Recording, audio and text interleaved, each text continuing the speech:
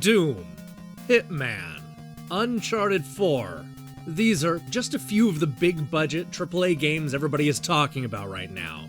But you already know how great those games are, so I have a different idea.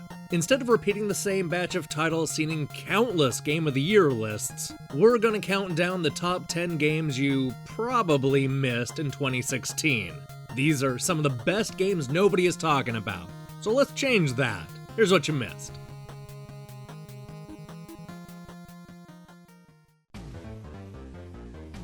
Escape Close Call is a perfect example of what I'm going for with this list. It's a game that has enough problems to keep it off my Game of the Year list, but fun enough to keep me engaged long after I finish the review. It has the kind of simple premise that makes you wonder if it's going to be fun after a few plays. But it is, and it seems like it only gets better the more you play it. You basically just drive around an overhead map escaping the police. You get points for every near miss and close call, and the game quickly ramps up the difficulty, making it hard to keep a run going for more than a few minutes. In that sense, Escape Close Call reminds me of the rows of games that used to line the arcades before fighting games took over. It's all about speeding around and taking chances in order to earn a new high score. It also has a great retro look and a fun premise that makes it nearly impossible to put down. Unfortunately, it's dogged by some technical problems that occasionally get in the way. They're minor, though, and pale in comparison to the fun you get out of Escape Close Call.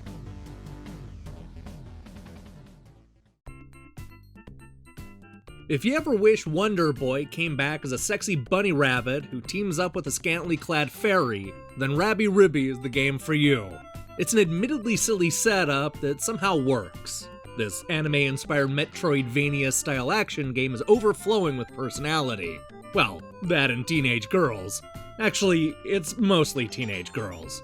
It's a whole island filled with them, and they all seem to have it out for our bunny hero.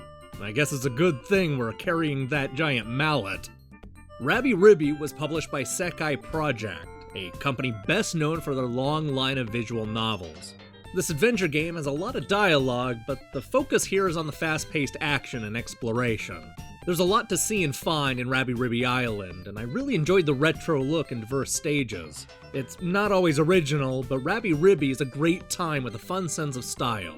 Hopefully this is a sign that Sekai Project will continue to expand their lineup beyond pervy visual novels.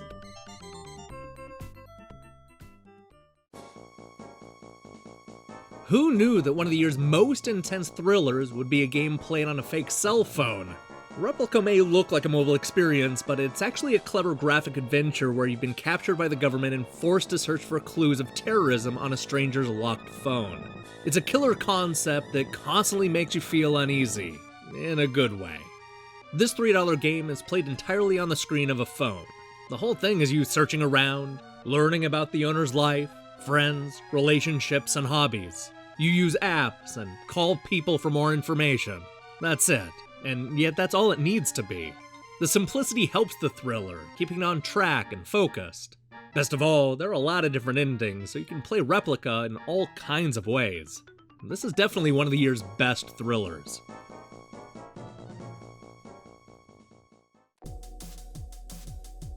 In an era when everybody expects 2D shoot-'em-ups to look and act a certain way, Flump Studios is a breath of fresh air. Between last year's Horizon Shift and now Hyper Bounce Blast, it's obvious that this is a developer bursting with great ideas. Here we're given a clever idea that mixes Space Invaders, Geometry Wars, and a little bit of Super Mario Bros.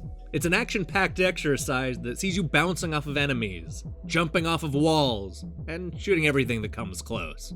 The reason this works is because the gameplay feels natural. There's nothing forced about the platforming and shooting, and it all flows together seamlessly and creates something truly original.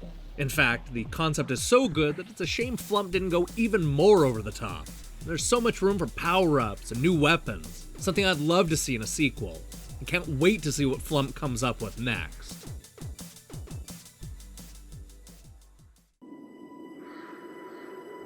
For as much as I dug it, I'll freely admit that The Way is not for everybody. This is a game made specifically for those of us with nostalgia for old rotoscope games, like the original Prince of Persia, Another World, and Flashback. While it doesn't put the same emphasis on silky smooth animation, the way it does transport you to an alien world filled with puzzles to solve and weird creatures to kill. It doesn't hold your hand or tell you what it wants you to do. It expects you to explore these alien worlds and figure it out. Of course, the reason all this works is because of the emotionally satisfying story and constantly changing locations. There's some truly breathtaking moments here, which is not something you can always say about pixel graphics. Best of all, many of the issues I had with the initial review, including a particular puzzle that completely killed the momentum, have been addressed. Some may take issue with the slow pace and old-school controls, but the way left an impact on me, especially in a year marked with so much death.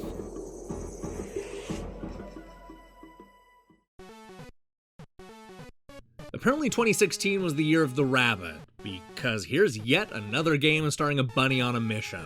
Far away from Rabi Island is Dr. Banfield, a treasure hunter who was cursed to live the rest of his life as a rabbit. This sets up a surprisingly engaging and gorgeously realized adventure game with a likable mascot hero and diverse selection of stages. It's the kind of game that's constantly pushing us forward, constantly showing us something new. And best of all, it's not afraid to go completely over the top, often aping things you might see in a game like Metal Gear. A lot of the reason this works so well is because of the cast, which the developers take time to actually develop over the course of the game. It also helps that the gameplay is fast-paced and constantly evolving. And I like that the stages aren't connected together, like most other games in the genre. We're given a bunch of large stages to explore with plenty of reasons to revisit them throughout the lengthy adventure. This is the way to make a 2D mascot game in the 21st century.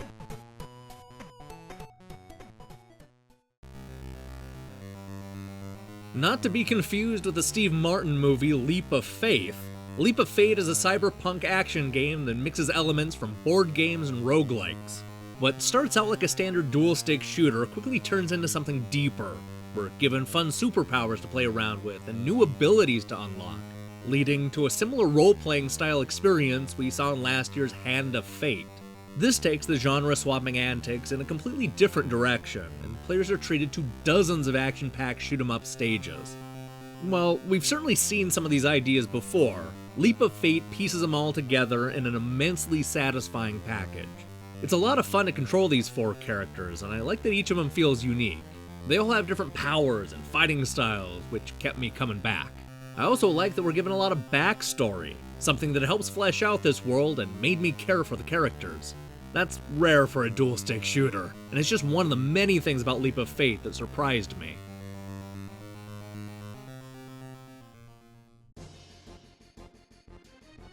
These days, it's all too common for games to launch broken.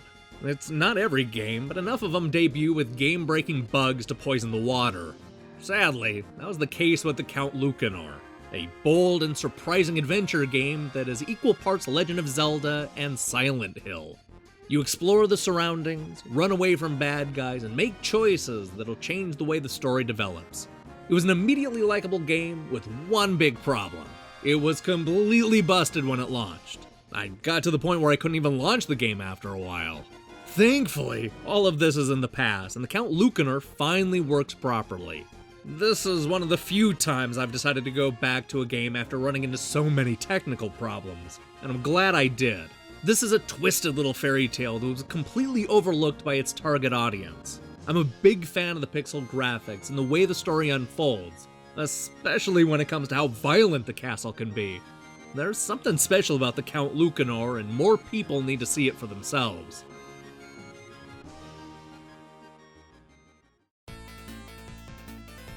In a year that often felt like a dumpster fire, Tadpole Treble was just the thing I needed. It's not only the most delightful game I've played all year, but also has the best original soundtrack. The game manages to seamlessly jump between musical genres and create a collection of songs that range from funny to scary to sad. There's a lot of heart in every song, and I like how each of the stages looks and plays a little differently. I know it looks cute and simple, but there's some genuine surprises sprinkled throughout this harrowing adventure. More than anything else, Tadpole Treble understands that every song needs to be memorable. Like a good musical, I should go away humming, and that's exactly what I did. Rhythm games can learn a lot from the music in Tadpole Treble, and hope to hear more songs in future Bitfinity releases. If you felt 2016 was a dark and dreary year full of disappointments, then Tadpole Treble will perk you right up.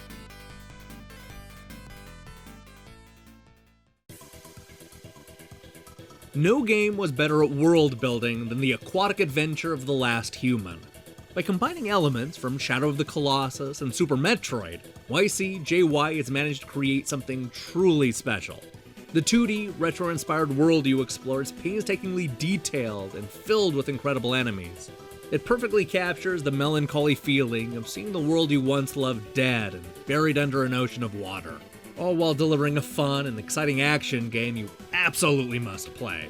Much like Shadow of the Colossus, the aquatic adventure of The Last Human centers around a bunch of lengthy boss fights. These encounters are completely different, and you never know what you're going to get next. That's the fun of a game like this, and I can't imagine anybody being disappointed with the variety and ambition of these bosses. I also love how much the game conveys without writing. It's a haunting world I loved exploring and couldn't stop thinking about. Here we are 12 months later, and I'm still thinking about the aquatic adventure of The Last Human. It's that good.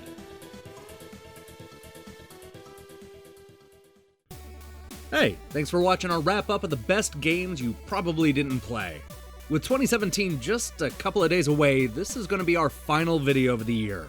We had a good run over the last 12 months, and I'm looking forward to using what I learned to make 2017 even better. I can't wait to see what game developers have in store for us, and I'm cautiously optimistic that they'll up their game next year. I guess we'll see. I want to thank you again for sticking with us all year, and we'll be back on Monday with more reviews and features. If that sounds appealing, then I recommend you click the subscribe button and support what we're doing here. Until then.